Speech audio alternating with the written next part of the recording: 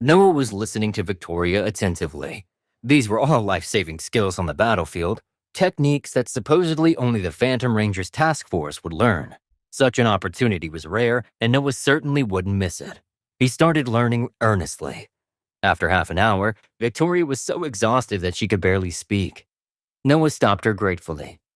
Take a breath. The food should be ready by now. Sorry there's no seasoning, but we'll just have to make do with it. He poked at the bonfire and dug out the pheasant from underground, peeling off the outer layer of soil. He tore off the leg and handed it to Victoria. Victoria took it without any fuss and started eating. In no time, all that was left of the plump pheasant was its skeleton. The two had eaten half their fill but were terribly thirsty. Noah looked for a water source. I'll tell you the method to find water. See those grapevines? The water inside is rich in vitamins. Just grab a few vines and that'll do. Noah sprang up from his seat and headed to the tree.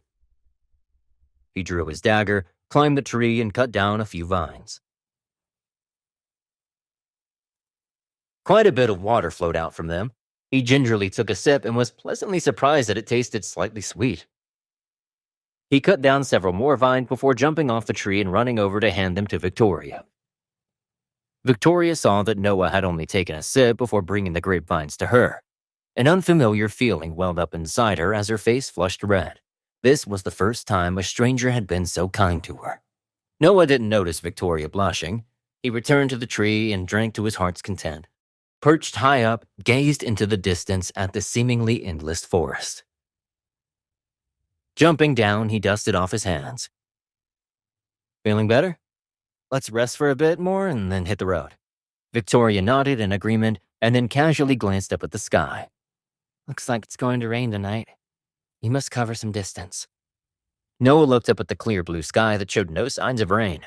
But he had complete confidence in Victoria's instincts by now. If she said it would rain, it sure as hell was going to rain. If that's the case, we're in trouble. What about your condition? Don't worry about it. Victoria picked up her crutch and began marching forward. Noah opened his mouth to say something, but stopped himself and followed after her.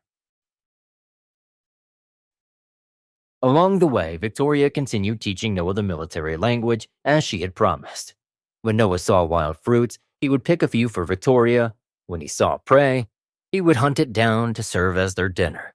When Victoria saw necessary herbs, she would pick some herself, chew them up, and apply them to her wounds. She couldn't allow Noah to change her dressings any longer. The two stopped asking each other about their identity. It wasn't necessary anymore. Their bond had been forged far too strongly for that.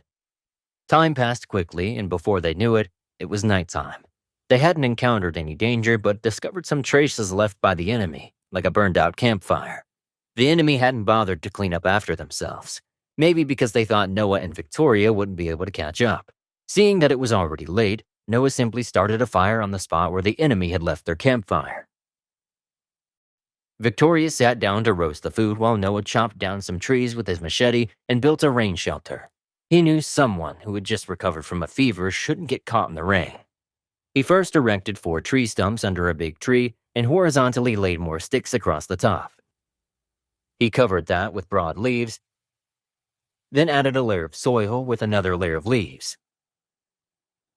All this took him a full hour to finish. When they both moved the campfire under the rain shelter and hurriedly gathered a lot of dry firewood for the night. After eating and drinking their fill, the two sat on the dry firewood under the rain shelter and continued their training. Victoria looked especially charming in the firelight, maybe because there was a strange glow in her eyes when she taught. At this moment, all Noah felt of her was pure gratitude and admiration. After a day, he had basically learned all the necessary military hand signals, and Victoria began teaching him how to use a rifle. An ordinary accurate aim rifle has an effective range of 800 to 1,000 yards. Snipers can't be trained quickly. However, you seem to have good aim as it is, so it shouldn't be difficult. The first thing you need to learn is counter-sniping. Only by understanding counter-sniping can you stay alive. Only by staying alive can you take revenge. As Victoria spoke, her face turned ashen. Noah pointed to the gun in Victoria's arms. Got it. This gun belonged to your comrade? Victoria chose not to answer that. Instead, She went straight into the specifications of the gun. The sharpshooter M88 sniper rifle. It's a domestic small-caliber sniper rifle independently developed in our country. The first sniper of our country to compete with world-class standards. Excellent performance, high precision, high power, high reliability, safe use, good concealment, serviceability, and adaptability. Victoria snapped her fingers in front of Noah. Hey, are you paying attention? Noah had been so entranced by her beauty in the firelight that he completely missed what she was saying. Victoria glared at Noah, her face flushing red with embarrassment and anger. Assemble the gun. Noah awkwardly snapped out of his daze. What? Can you repeat that? It's my first time handling such an advanced weapon and I didn't catch everything. It won't happen again. Victoria looked away frowning, but deep down she was amused. She managed to show no signs of it on her face. As the world's first sniper rifle to use a 5.8mm small caliber, the sharpshooter M88 has a unique structure.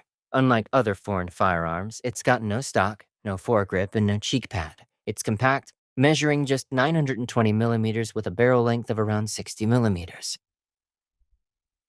Victoria kept talking until the first raindrops began to fall.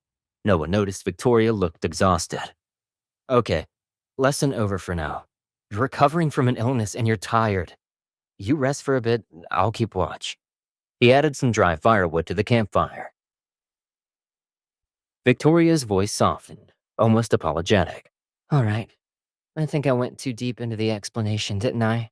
We covered a lot today, including determining an enemy sniper's position through sound, muzzle smoke, possible hiding spots, bullet entry angle, rifle range, and suspicious surrounding terrain. Take some time to digest it all. Good night. Noah fixed her a makeshift bed. Once she was asleep, he built 2 more campfires and chopped some nearby branches to dry by the fire for later use. Watching Victoria rest, Noah silently vowed in his heart that he would protect her, even if it cost him his life. Out there in the darkness, the enemy could be anywhere. But for now, she was safe, and he would make sure she stayed that way. Wait, that's not the end. You've just had a free taste.